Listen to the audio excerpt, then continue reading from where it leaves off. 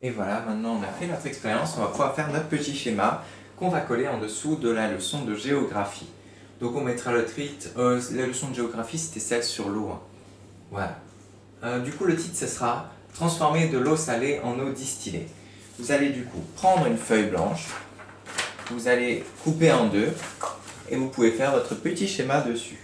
Je vous laisse le temps de chercher votre feuille blanche, etc. Je vous laisse 5 secondes.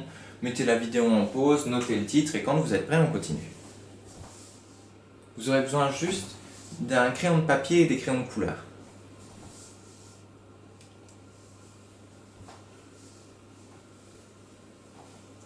Ok, on y va. Alors moi, ça va être un peu compliqué à faire parce que mon écart est à l'école. Mais bon, je vais me débrouiller. Et en plus, les scientifiques aiment bien les schémas faits carrés. Par exemple, notre saladier, au lieu de le faire rond, on va le faire carré. Ok. Faire notre saladier avec un bel angle droit. Moi, je fais un peu à la débrouille hein, pour mes angles droits. Mais bon. Parce que l'éclair est à l'école.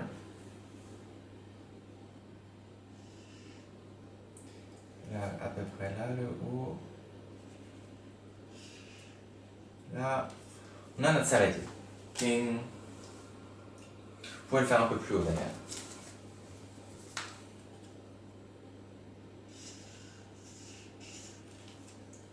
Ouais, les scientifiques adorent les choses droites. Hein. Quand c'est clair, précis, net. Non, pas ça quoi. Hop là, bref. On a notre saladier. Du coup, on va mettre une petite flèche déjà avec marqué saladier.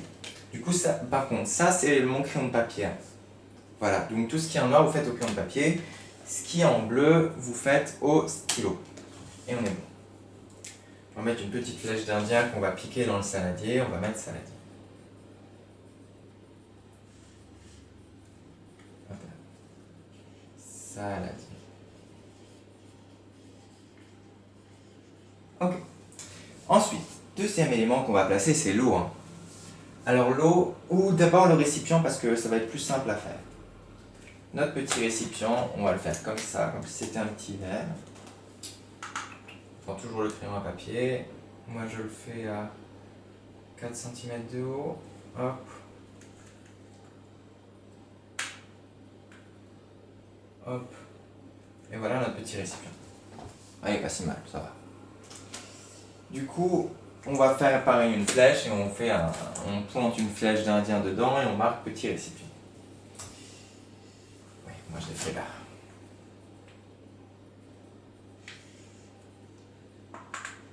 Petit récipient.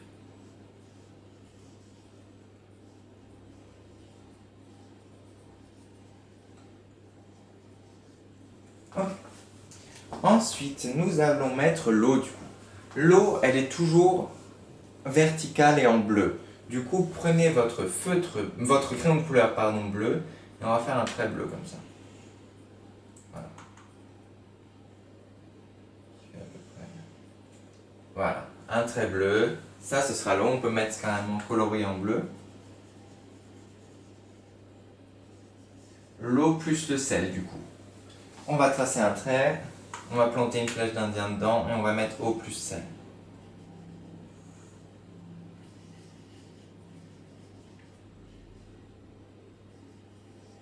Ok. Ensuite, nous allons rajouter notre film transparent. Alors, pareil. On va bien le coller contre, hein, le film transparent. Pas besoin de le faire à la règle celui-là. Voilà, on va faire comme ça. Après, il y aura la pierre qui viendra dessus.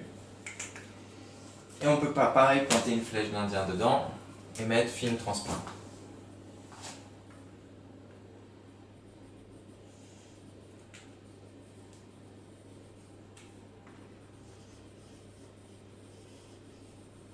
Film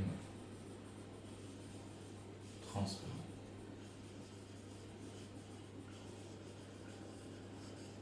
Ok. On est bon. Ok. Film transparent. Ensuite, on va rajouter notre pierre, notre petit objet, qu'on va faire en brun, tiens. Je sais pas, ou en... Voilà. Moi, j'ai du brun, j'en profite. Et on va planter une flèche d'Indien dedans, on va mettre, je sais pas moi, un caillou, si vous avez un caillou, sinon autre chose.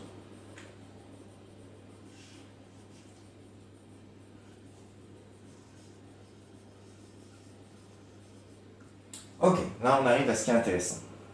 Du coup, on a vu que l'eau s'est évaporée, c'est-à-dire elle est passée de l'état liquide à l'état gazeux. Voilà, ça je vais vous mettre des petits traits pour montrer que l'eau monte, elle s'est évaporée, elle est devenue du gaz, et ensuite elle est allée se mettre contre les parois et se reformer. Alors, c'est pas vraiment du... Je crois que si mon prof de physique me voyait, il me tuerait.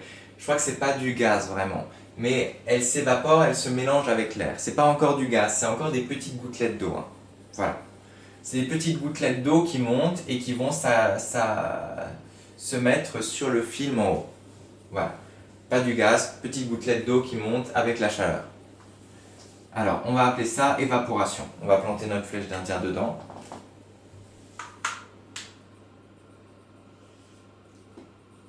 Évaporation.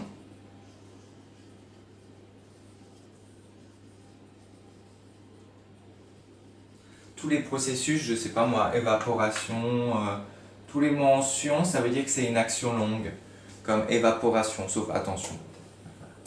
Évaporation, et ça va former des petites gouttelettes qu'on va mettre en bleu aussi.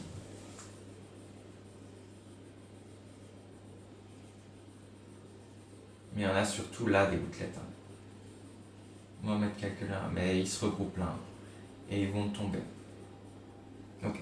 On prend une gouttelette, on met notre flèche dedans. Gouttelette.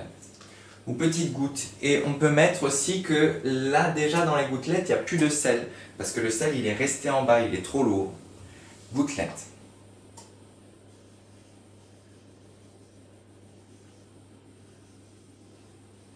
J'écris pas trop souvent gouttelette, je vais juste vérifier si c'est bon.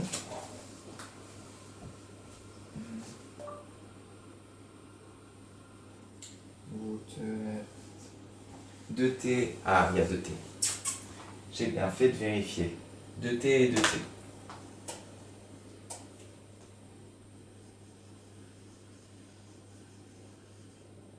Gouttelette. On n'en met qu'une. Voilà. Je vais mettre entre parenthèses. C'est déjà de l'eau distillée en fait, ces gouttelettes. C'est de l'eau sans minéraux, sans sel. Eau distillée. Ok. Et E.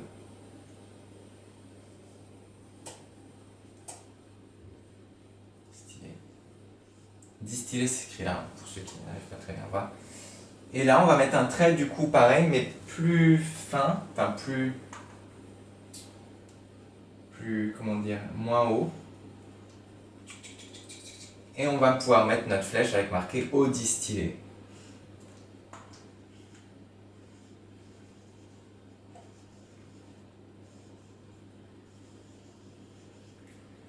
Et normalement, pour pouvoir boire cette eau, bon, pour une gorgée, 2 gorgées, 3 gorgées, ça va. Hein. C'est comme dès qu'on boit la tasse à la piscine, ou non, pardon, à la mer, c'est pas grave si on boit un peu d'eau salée.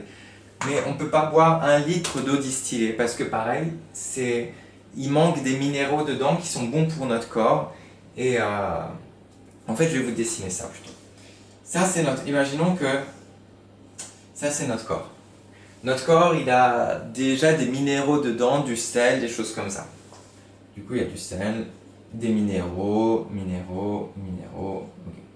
Si vous lui mettez dedans dans votre corps quelque chose qui est distillé sans rien, sans sel, sans minéraux, sans rien, bah, votre corps, il va vouloir équilibrer, il va donner des minéraux et du sel à cette eau. Et du coup, l'eau distillée dans votre corps, elle va devenir de l'eau minérale, c'est-à-dire de l'eau avec un peu de minéraux, qui est de l'eau douce qu'on trouve dans les bouteilles.